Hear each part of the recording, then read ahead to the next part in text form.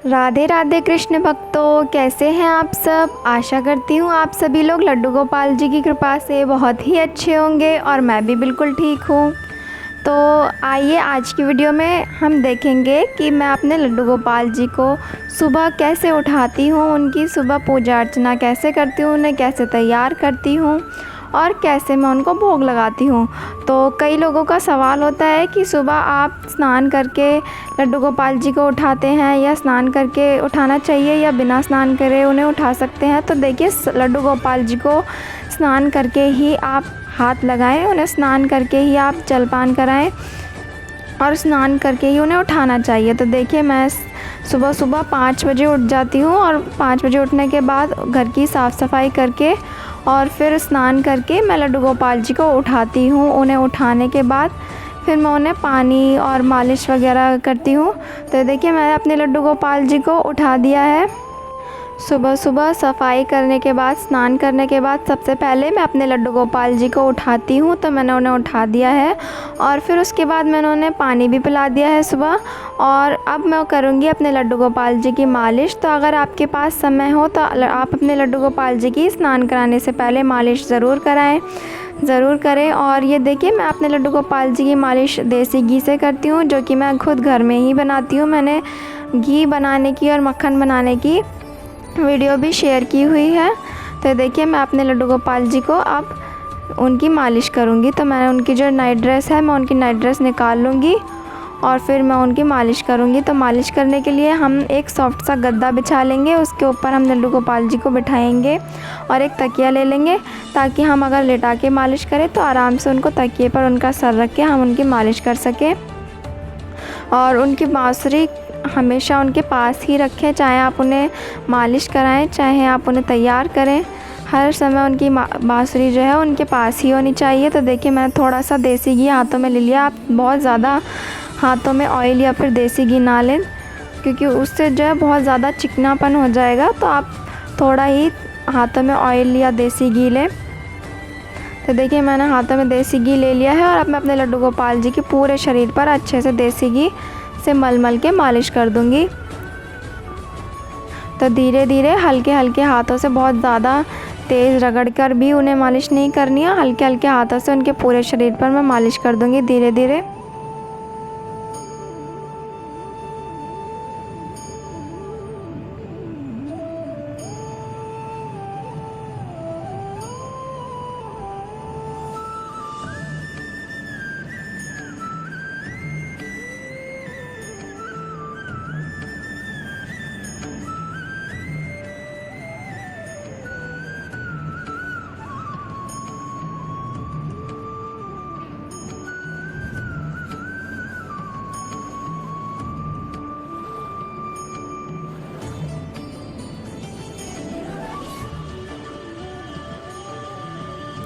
तो लड्डू गोपाल जी की जो सेवा होती है, बिल्कुल हम लड्डू गोपाल जी जो हैं बाल रूप में अपने घर में लाते हैं। लड्डू गोपाल जी जो हैं बाल रूप हैं कृष्ण जी का, तो हम उनकी बिल्कुल बाल रूप में ही सेवा करेंगे। जैसे बच्चों की हम अपने बच्चों की घर में सेवा करते हैं, उनकी मालिश करते हैं, उन्हें दूध पिलाते हैं, और इसी तरीके से हम अपने लड्डू गोपाल जी की भी घर में उनकी सेवा करेंगे। तो देखिए, हम उनकी मालिश भी करेंगे, हम उन्हें भोग में दूध भी पिलाएंगे और उनको थोड़ा हम बाहर भी घुमाने ले जाते हैं कभी कभी। तो ऐसे ही हम अपने लड्डू गोपाल जी को भी बच्चों की ही तरह उनकी सेवा करेंगे और उनका बच्चों की ही तरह ध्यान रखेंगे। तो ये देखिए, मैं मालिश कर ली है मैंने अपने लड्डू गोपाल जी की। अब अपने लड्डू गोपाल जी का स्नान कराऊंगी। तो स्नान कराने के लिए मैंने ये एक अलग बर्तन मेरे पास हैं, जिनमें सिर्फ लड्डू गोपाल जी को स्नान कराती हूँ। उनमें घर का कोई काम नहीं होता, खाने पीने में इस्तेमाल नहीं होते वो बर्तन। तो ये बर्तन जो है, मैं अपने लड्डू गोपाल जी को इसमें स्नान कराती हूँ। और अब सबसे पहले मैं स्नान कराने से पहले मैं अपने लड्डू गोपाल जी के बर्तन जिसमें मैं उन्हें स्नान कराऊंगी, उसमें स्वास्तिक बना लूँगी। और स्वास्तिक बनाने के बाद उसमें मैं अपने लड्डू गोपाल जी को विराजमान करूंगी और फिर उनका स्नान कराऊंगी।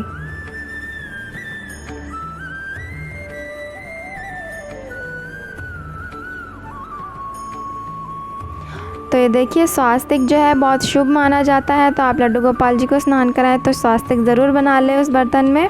और स्वास्तिक बनाने के बाद आप लड्डू गोपाल जी को उस पर बिठाकर और फिर उनका स्नान कराएं। तो ये देखिए मैंने स्वास्तिक बना लिया है। अब मैं प्यारे से लड्डू गोपाल जी को उस पर बिठा लूँगी और फिर उनका स्नान कराऊँगी। तो आज मैं अपने लड्डू गोपाल जी को चंदन और शहद का स्नान कराऊँगी। जैसा कि मैंने आपको बताया था कि हफ्ते में 2 या 3 बार आपको चंदन और शहद इन चीज़ों का स्नान कराते रहना चाहिए, या फिर पंचामृत से उनका स्नान कराते रहना चाहिए। हमारे लड्डू गोपाल जी चमकते रहते हैं इससे स्नान कराने से, और साफ़ रहते हैं और वो काले नहीं पड़ते। हमें पीताम्बरी का इस्तेमाल नहीं करना पड़ता। जैसा कि मैंने आपको बताया था, हमें लड्डू गोपाल जी को स्नान कराने के लिए, उन्हें चमकाने के लिए पीताम्बरी का इस्तेमाल बिल्कुल भी नहीं करना चाहिए।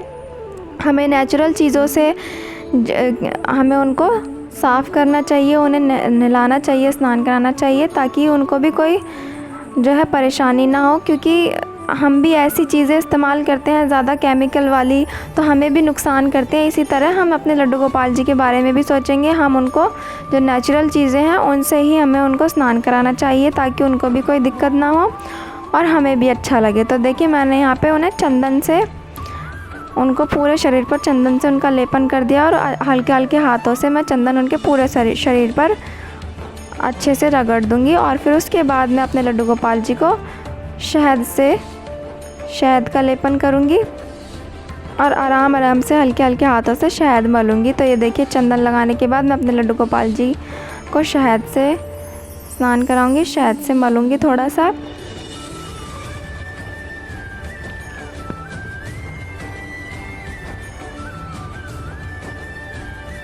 तो अब आप देखिएगा मेरे लड्डू गोपाल जी कैसे चमकने लगेंगे स्नान करने के बाद। और वैसे भी मेरे लड्डू गोपाल जी जो है साफ़ ही रहते हैं, क्योंकि मैं हफ्ते में, जैसा कि मैंने आपको बताया था, हफ्ते में 2-3 दिन मैं उनका चंदन से, हल्दी से या शहद से उनका स्नान कराती रहती हूँ। और उनका इन चीज़ों से स्नान कराते रहना चाहिए, क्योंकि वो इन चीज़ों से साफ़ रहते हैं। पीताम्बरी का इस्तेमाल बिल्कुल ना करें, और जो है पंचामृत से उनका स्नान कराते रहना चाहिए, क्योंकि हमारे पंचामृत से स्नान कराने में दूध, दही, शहद, शक्कर, इन चीज़ों से स्नान करने में हमारे लड्डू गोपाल जी को भी बहुत अच्छा लगता है, और हमें भी स्नान कराने में बहुत अच्छा लगेगा।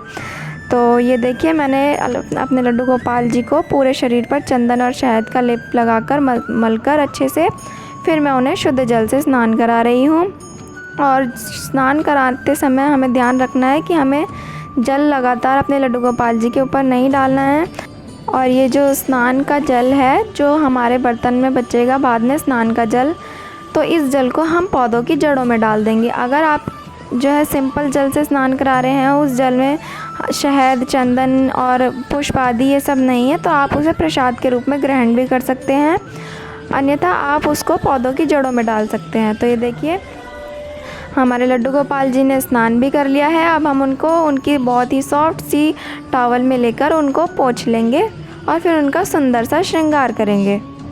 तो श्रृंगार आप अपनी इच्छा अनुसार जितना कर सकें, जितना करना चाहें, आप अपने लड्डू गोपाल जी का उतना श्रृंगार कर सकते हैं।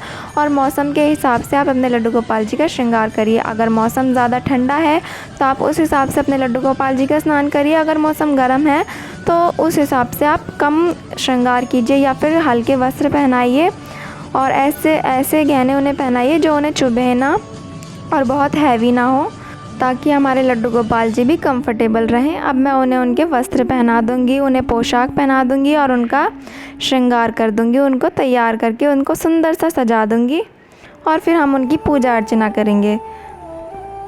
तो ये देखिए मैंने अपने लड्डू गोपाल जी को उनकी लंगोटी पहना दी है। अब मैं उनको उनकी पोशाक पहनाऊँगी। तो थोड़ा सा मौसम जो है थोड़ा गर्म ही हो रहा है, तो अभी मैंने उनको क्या है कॉटन की जो उनकी मेरी डोरी वाली मुझे बहुत पसंद है, ऐसी डोरी वाली ड्रेसेस पहनाने में भी बहुत आसान होती हैं और सुंदर भी बहुत लगती हैं और उनमें गर्मी भी नहीं लगती। तो ये देखिए मैं इनको आज ये वाली ड्रेस पहना दूँगी जिन पर उन छोटे छोटे से टेडी बियर बने हुए हैं।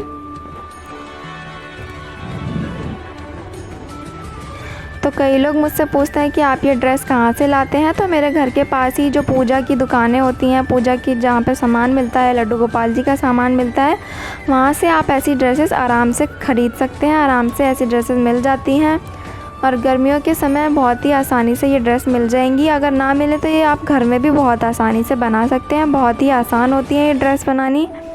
तो ये देखिए मेरे लड्डू गोपाल जी को मैंने ड्रेस भी पहना दी है और अब हम उनका जो है श्रृंगार करके उनको सजा देंगे।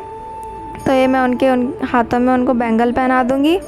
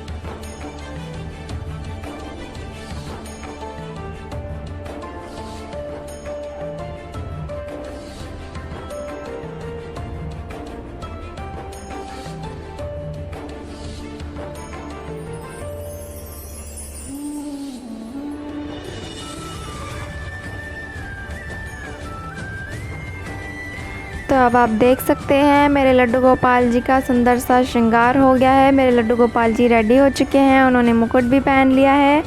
और अब देखिए मेरे कृष्णा कितने सुंदर लग रहे हैं, कितने प्यारे लग रहे हैं अपनी रंग बिरंगी सी ड्रेस में। पोशाक अपनी उनकी कितनी रंग बिरंगी सी लग रही है, बहुत ही सुंदर लग रहे हैं। ये देखिए मेरे कान्हा, और कितने खुश भी हैं। आज श्रृंगार करवा के स्नान करा के बहुत ही खुश और बहुत ही सुंदर लग रहे हैं। तो अब हम उनको स्नान कराने के बाद, श्रृंगार कराने के बाद उनके मंदिर की सफाई कर लेंगे सबसे पहले। तो मंदिर जो है अभी हम डेली में थोड़ा ऐसे ही कपड़ा जो है हम मंदिर का जो आसन है उसको हम निकाल कर उसको ऐसे ही झाड़ लेंगे। और सारी तस्वीरें, थोड़ा सा भगवान जी की तस्वीरें हटाकर थोड़ा साइड में, और मंदिर को ऐसे ही क्लीन कर लेंगे कपड़े से। क्योंकि डेली जो है कपड़ा धोया नहीं जाता, और हफ्ते में या 2 हफ्ते में जो है मंदिर का ये जो नीचे आसन होता है उसको ज़रूर धोना चाहिए। तो अभी जो है थोड़े दिन पहले ही मैंने साफ़ किया था, तो अभी मैं मंदिर को ऐसे ही क्लीन कर लूँगी। और सारी जो भगवान जी की तस्वीरें होती हैं, मूर्तियाँ होती हैं, उन्हें कपड़े से पोंछ कर साफ़ कर लूँगी।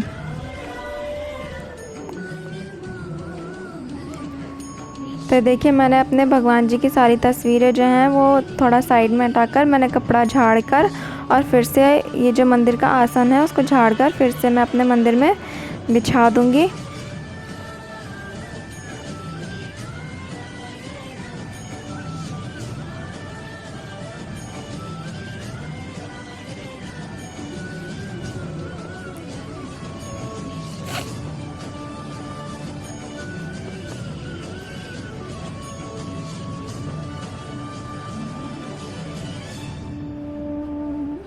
तो ये जो तस्वीर आप देख रहे हैं ये बहुत पुरानी तस्वीर है।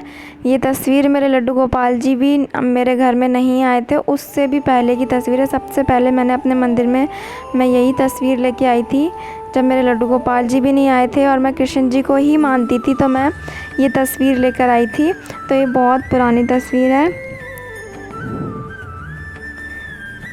और मैं धीरे धीरे सारी तस्वीरें और लड्डू गोपाल जी का सिंहासन सब अच्छे से कपड़े से साफ़ करके मंदिर में लगाती जाऊंगी, और अच्छे से मंदिर को सजाकर फिर मैं अपने लड्डू गोपाल जी को अपने मंदिर में अपने सिंहासन पर विराजमान कर दूंगी।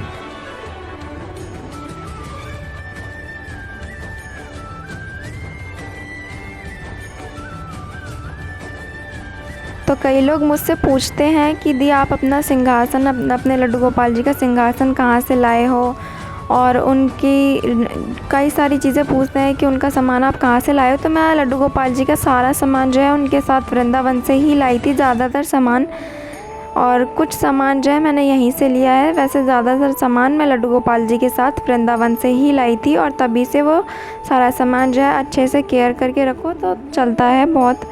तो ये देखिए हमारे लड्डू गोपाल जी मंदिर में विराजमान हो चुके हैं अपने सिंहासन पर, और अब मैंने उनको उनकी बांसुरी भी दे दी है।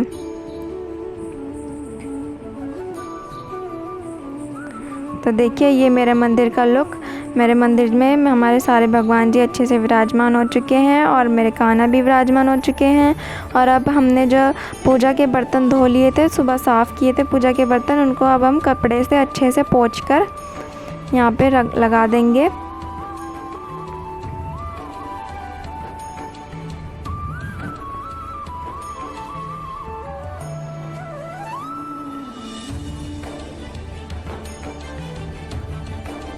और अब बर्तनों को साफ़ करने के बाद, बर्तन पोंछने के बाद अब मैं कर लूँगी पूजा की आरती की थाली तैयार। तो ये आरती की थाली तैयार करने के लिए सबसे पहले मैं थोड़ा सा चंदन ले लूँगी। आप चाहे तो रोली भी ले सकते हैं। मैंने यहाँ पे चंदन ले लिया है और चंदन से मैं अपने जो है आरती की थाली में स्वास्तिक बना लूँगी।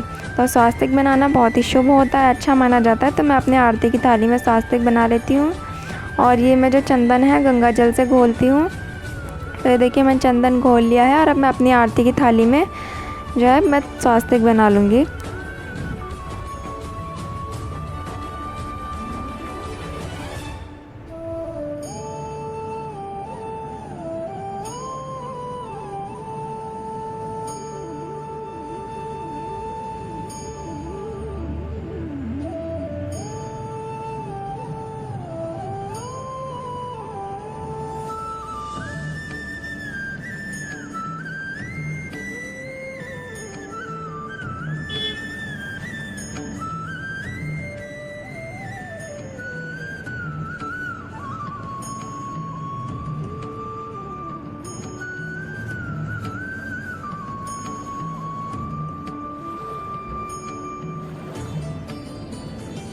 तो ये देखिए आरती की थाली हो चुकी है तैयार। हमने स्वास्तिक भी बना लिया है, उसमें दिया भी हमने सजा लिया है। और अब हम उसके बाद अपने दिया जो है हमारे लड्डू गोपाल जी का दिया प्रज्वलित करेंगे।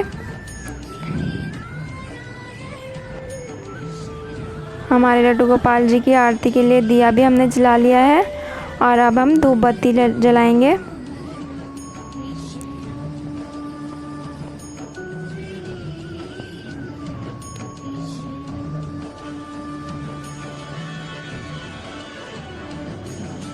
और उसके बाद मैं सभी भगवानों को चंदन का या रोली का तिलक लगा दूंगी। तो ये देखिए मैंने अपने लड्डू गोपाल जी को चंदन का तिलक लगा दिया है। विष्णु भगवान जी को चंदन का तिलक लगा दूंगी।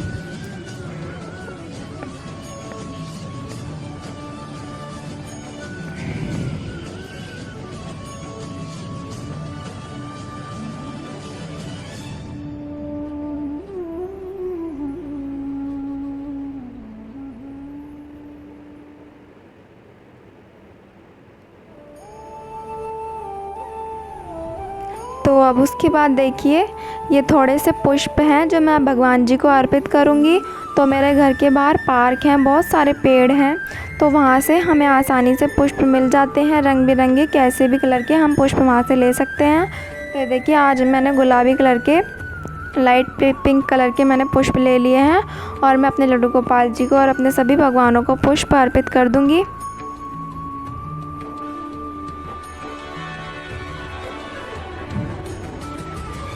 और भगवान जी के आगे आप ध्यान रखें, जब भी पुष्प अर्पित करें तो भगवान जी के आगे हमेशा पुष्प कभी भी उल्टा ना रखें, हमेशा सीधा करके अच्छे तरीके से उनको पुष्प चढ़ाएं। तो ये देखिए हमने भगवान जी के आगे पुष्प भी अर्पित कर दिए हैं। और अब मैं अपने लड्डू गोपाल जी की, अपने भगवान जी की आरती करूँगी।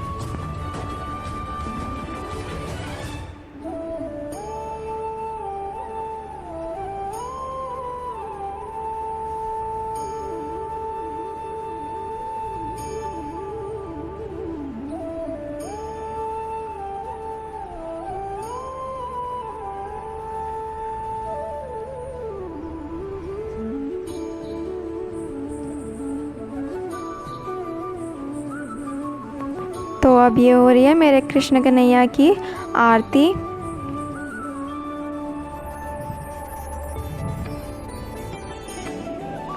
तो हमेशा आप याद रखें, कान्हा जी की आरती करने से पहले हम हमेशा गणेश जी की आरती करते हैं। किसी भी, कोई भी पूजा करें आप, घर में नॉर्मल पूजा करें या हवन करें, बड़ा कोई भी आप शुभ कार्य करें या कोई भी कार्य करें, आप सबसे पहले गणेश जी को ज़रूर पूजें। तो सबसे पहले मैंने गणेश जी की आरती कर दी थी और फिर अपने लड्डू गोपाल जी की आरती करी। और उसके बाद अब मैं लगाऊंगी अपने कृष्णा को भोग। तो भोग में सबसे पहले मैं अपने लड्डू गोपाल जी को जो है मक्खन और मिश्री और मखाने का भोग लगा दूंगी थोड़ा सा।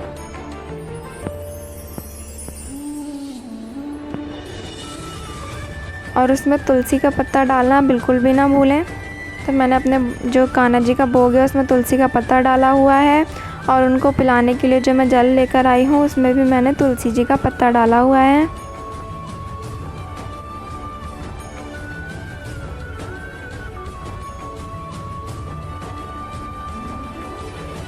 और भोग कम से कम 10 मिनट तक मैं अपने लड्डू गोपाल जी के पास रखा रहने देती हूँ, ताकि वो अच्छे से भोग ग्रहण कर लें। और फिर सुबह मैंने मक्खन मिश्री का भोग लगाने के बाद, मखानों का भोग लगाने के बाद थोड़ी देर बाद मैंने ब्रेकफास्ट में आज पराठे बनाए थे, तो मैं उसके बाद थोड़ी देर बाद मैंने ये आधे घंटे बाद फिर मैंने अपने लड्डू गोपाल जी को पराठों का भोग लगाया था। तो मैं अपने लड्डू गोपाल जी को पराठे का भोग लगा दूँगी।